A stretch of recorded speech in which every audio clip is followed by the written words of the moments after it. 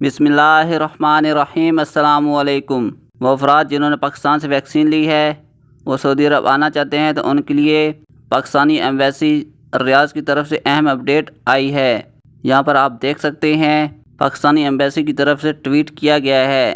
Ambassador of Pakistan to KSA Bilal Akbar held today a meeting with President KSA Gaka. He was apprised of Pakistan's approved COVID-19 situation, its robust and successful vaccination regime, and its preparedness to resume direct flights operations from Pak to Kingdom.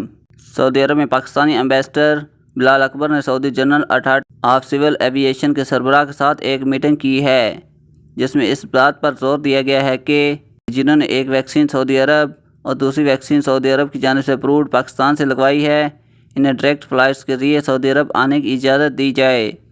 Number 2 पे ये था कि families, teachers और students के लिए flights open की जाएं।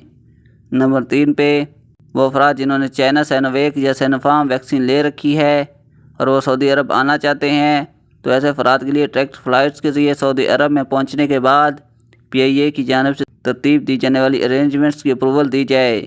यानी जिन्होंने चाइना वैक्सीन ले रखी है वो डायरेक्ट फ़्लाइट्स के ज़रिए सऊदी अरब आ सकें, पर इन्हें सऊदी अरब में पहुंचने के बाद कुछ दिन क्वारंटाइन करवाया जाए। गाका के सरबराह की जानिब से उम्मीद दिलाई गई है कि वो हेल्थ मिनिस्ट्री के साथ मिलकर इसका हल निकालेंगे। इंशाअल्लाह जल्द फ़्लाइट्स बहाल हो जाएंगी।